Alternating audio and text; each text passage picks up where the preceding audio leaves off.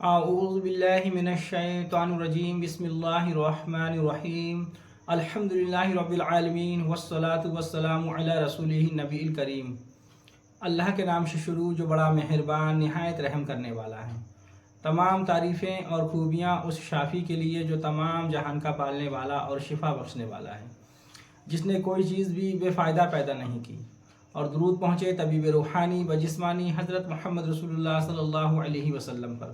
چمن نشا دواخانہ YouTube channel کے ناظرین کو خوش آمدید کہتے ہیں۔ میں آپ کا میزبان حکیم خورشید آپ کی خدمت میں حاضر ہوں۔ ہم تقریباً 10 دن سے باہر سفر پر گئے ہوئے تھے۔ جیسا کہ آپ ویڈیو کے اندر دیکھ ہی رہے تھے کہ کئی مقدس مقامات کی ہم نے آپ کو زیارت کرائی، کئی ایسی پرانی چیزیں ہم نے آپ کو اس کی بھی زیارت کرائی جو وہاں پر موجود تھیں۔ وہ ساری چیزیں جو ہیں ضلع مراد آباد کے اندر قصبہ پاک باڑہ پڑتا ہے، جو کہ نئے مراد آباد کے اندر وہ آ چکا ہے۔ تو وہ جو مزار تھے، جو یادگار تھی، وہ سب وہیں پر موجود ہیں۔ ایک قبرستان ہے وہاں پر، جیسا ہم نے آپ کو ویڈیو میں بتایا ہے۔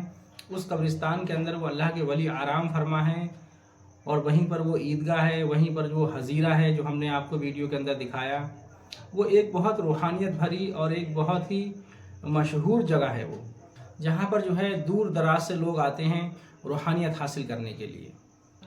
آج میں جو کچھ بھی ہوں، اللہ کا فضل ہے، اللہ رب العزت نے جو بھی مجھے اپنی رحمت سے نوازا ہے، وہ ان بزرگوں کی دعاؤں کا ثمرہ ہے، وہ ان بزرگ کی دعائیں ہیں جو میں اس قابل ہوں۔ میں کچھ بھی نہیں ہوں، میری کوئی اوقات نہیں۔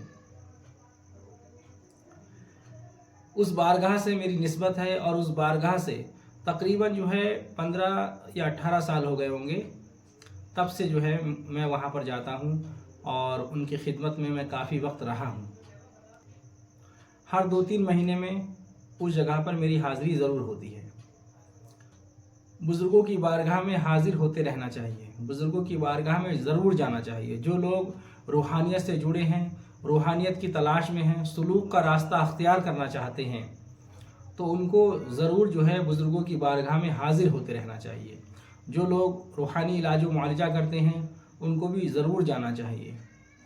اس سے آپ کو روحانی فیض حاصل ہوگا، اور بزرگوں کے تصرفات جو ہے آپ پر رہیں گے، یعنی کہ آپ بزرگوں کی نگرانی میں رہو گے۔ اگر آپ کوئی بھی کام کرتے ہیں تو جو بھی غیبی مخلوق ہے جو آپ کو ستانا چاہتی ہے یا آپ کو جو ہے پریشان کرنا چاہتی ہے، تو اگر آپ بزرگوں کی بارگاہ میں حاضر ہوتے رہیں گے تو ان کے تصرفات سے، ان کی رجت سے بھی جو ہے آپ بچے رہیں گے انشاءاللہ۔ بزرگوں کی نظر عنایت ہونا جو ہے بہت بڑی بات ہے۔ اسی لیے جو لوگ روحانی علاج و معالجہ کرتے ہیں، روحانی سے جڑے ہیں، ان کو بزرگوں کی بارگاہ میں حاضر ہوتے رہنا چاہیے۔ یہ بہت ضروری ہے، بزرگوں نے یہ فرمایا ہے۔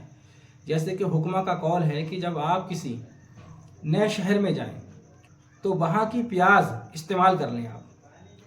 اگر آپ وہاں کی پیاز کو کھا لیں گے تو آپ وہاں کی جو وبا ہیں، جو بیماریاں ہیں، ان سے آپ محفوظ رہیں گے۔ اسی طریقے سے حضرت مخدوم اشرف شمنانی رحمۃ اللہ علیہ کی چوشبی فرماتے ہیں کہ آپ جب کسی نئے شہر میں جائیں تو وہاں کے بزرگ کی بارگاہ میں حاضر ہوں، چاہے وہ زمین کے اوپر ہوں یا زمین کے نیچے ہوں۔ ان کا کہنے کا مطلب یہ ہے کہ آپ جب کسی نئی جگہ پر جائیں، کسی نئے شہر میں جائیں، تو وہاں پر اگر کوئی بزرگ حیات ہیں تو ان کی بارگاہ میں آپ ضرور حاضر ہوں، اور اگر حیات نہیں ہے، کوئی بزرگ ایسے، کوئی ایسی شخصیت نہیں ہے، تو آپ کسی اللہ کے ولی کی مزار پر حاضر ہو جائیں، تو آپ اس شہر کی، اس علاقے کی وبا سے اور بلاؤں سے محفوظ رہیں گے انشاءاللہ۔ وہاں کی آفت و بلاؤں سے آپ انشاءاللہ محفوظ رہیں گے، آپ اگر کسی ولی کی بارگاہ میں حاضر ہوتے ہیں۔ تو یہ بزرگوں کا قول ہے۔ حضرت مخدوم اشرف شمنانی رحمۃ اللہ علیہ بہت بڑی شخصیت گزری ہیں۔ ان کی کتاب لطائف اشرفی کے اندر یہ لکھا ہوا ہے۔ تو اسی لیے ہمارا تو یہ معمول ہے کہ ہم ہفتے میں ایک دن، جمعرات کے دن ہمارا یہ معمول ہے، بزرگوں کی بارگاہ میں حاضر ہوتے ہیں ضرور۔ اور اگر آپ لوگ روحانیت حاصل کرنا چاہتے ہیں، علاج و معالجہ کرتے ہیں، تو آپ کو بھی جو ہے بزرگوں کی بارگاہ میں حاضر ہوتے رہنا چاہیے۔ یہ بہت اچھی بات ہے۔ اب جو لوگ بد عقیدہ ہیں، جو بزرگوں کو نہیں مانتے ہیں، ان کا عقائد نہیں ہے بزرگوں پر، وہ کہتے ہیں مٹی کا ڈھیر ہے، تو ان کو ہم نہیں سمجھا سکتے، کیونکہ حضرت امام غزالی رحمۃ اللہ علیہ اپنی مایاناز تصنیف کیمیائے سعادت کے اندر ارشاد فرماتے ہیں کہ جو یہ ظاہری علم ہے، جو یہ شریعت کا علم ہے اور جو سلوک کا راستہ ہے، تو یہ ظاہری علم اس سلوک کے راستے کے درمیان ایک آڑ ہے۔